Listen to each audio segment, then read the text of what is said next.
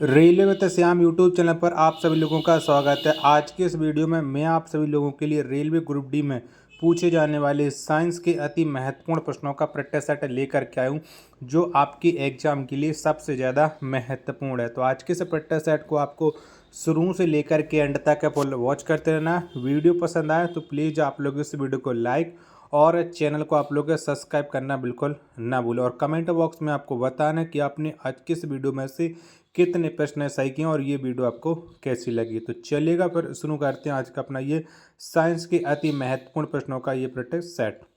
तो पहला प्रश्न है, कार्बन का अपर रूप कौन है? तो बताओ इनमें से कौन है जो कार्बन का अपर रूप है? तो हीरा और ग्रेफाइट ये कार्बन के अपर रूप हो जाते हैं। यानी पहले प्रश्न का जो राइट आंसर हो जाएगा वो हो जाएगा ऑप्शन संख्या सी, ए और बी दोनों करेक्ट आंसर। नेक्स्ट प्रश्न संख्या 2 आ जाता है कि पेंसिल का शीशा किसका बना होता है? तो बताओ किसका बना होता है? तो पेंसिल का जो शीशा है ये बना होता है ग्रेफाइट का। किसका? ग्रेफाइट का। 2 का सी ऑप्शन करेक्ट आंसर हो जाएगा। प्रश्न संख्या 3 आ जाता है, कपूर को शुद्ध कैसे किया जाता है? तो बताओ कौन सी विधि से हम कपूर को शुद्ध करते हैं? प्रश्न संख्या 3 का राइट आंसर क्या हो जाएगा? तो ऊर्ध्वपातन द्वारा कपूर को शुद्ध किया जाता है। 3 का बी ऑप्शन करेक्ट आंसर हो जाएगा। नेक्स्ट प्रश्न संख्या 4 आ जाता है, भूपटल पर सर्वाधिक मात्रा में पाया जाने वाला तत्व कौन है? तो बताओ कौन सा वो तत्व है जो भूपटल पर सबसे ज़्यादा पाया जाता है? प्रश्न संख्या 4 का राइट आंसर क्या हो जाएगा? तो ये पाया जाता है oxygen. C option correct answer हो जाएगा। अगला प्रश्न आ जाता है प्रश्न संख्या 5 है, तांबा का निष्कर्षण किससे होता है? बताओ किससे होता है तांबा का निष्कर्षण? 5वें प्रश्न का राइट आंसर क्या हो जाएगा? तो ये होता है कॉपर पायराइड से। ई ऑप्शन करेक्ट आंसर हो जाएगा प्रश्न संख्या 5 का। वीडियो पसंद आ रही होगी तो प्लीज़ वीडियो को लाइक और चैनल को आप लोग सब्सक्राइब करना बिल्कुल ना भूलें। 6वें नंबर का प्रश्न आ जाता है कि आरडीएक्स का पूरा नाम क्या है? तो बताओ आरडीएक्स का फुल फॉर्म क्या हो जाता है? तो आरडीएक्स का जो फुल फॉर्म होता है वो होता है रिसर्च एंड डेवलप्ड एक्सप्लोसिव। यानी 6 का सी ऑप्शन करेक्ट आंसर हो जाएगा।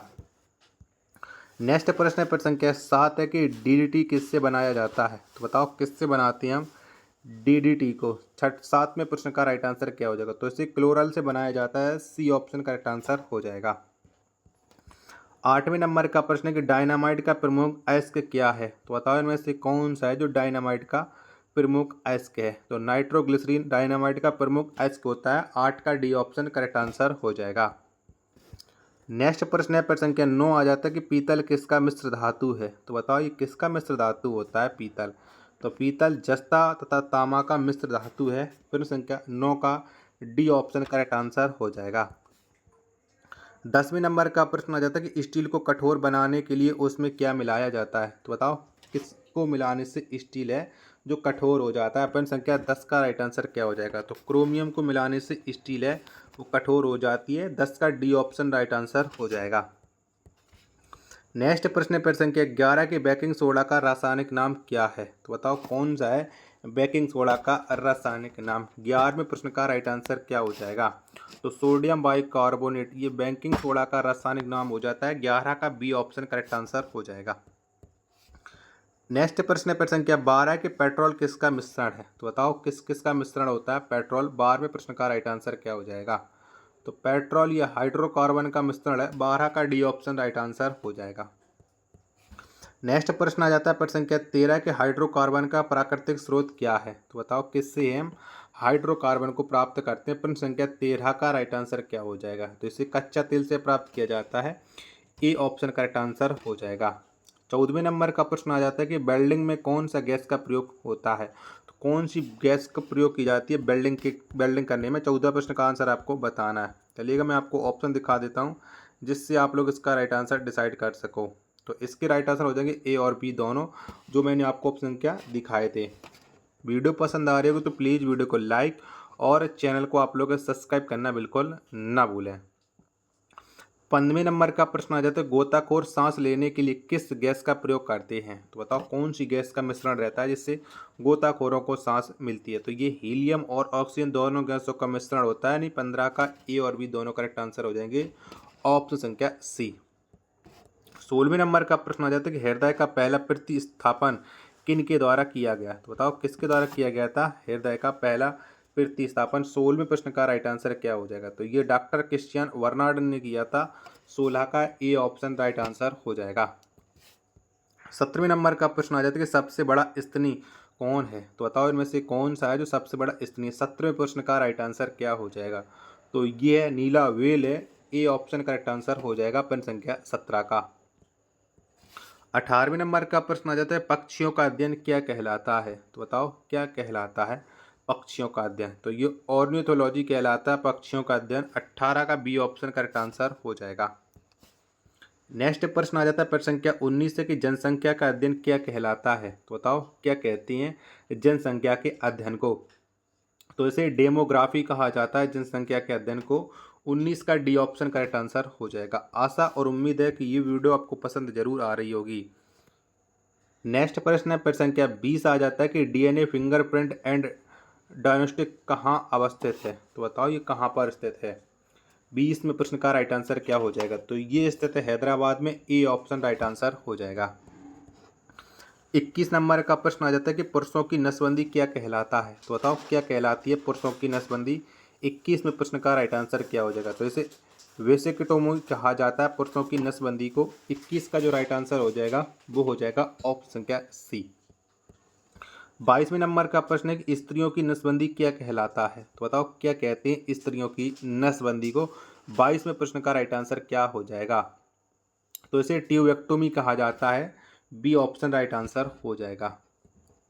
23वें नंबर का प्रश्न आ जाता है कि एटीपी के निर्माण का मुख्य घटक क्या है? तो बताओ कौन सा है एटीपी के निर्माण का मुख्य घटक? प्रश्न संख्या 23 का राइट आंसर क्या हो जाएगा? तो ये फ्रक्टोज है।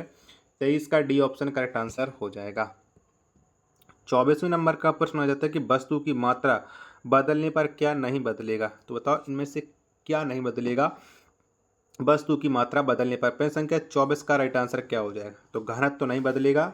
डी ऑप्शन करेक्ट आंसर हो जाएगा। 25वें नंबर का प्रश्न आ जाता है कि सोनार किसके द्वारा प्रयोग किया जाता है? तो बताओ किसके द्वारा प्रयोग करते हैं सोनार का? तो सोनार का जो प्रयोग है वो नौ संचालकों के द्वारा किया जाता है। 25 का डी ऑप्शन राइट आंसर हो जाएगा।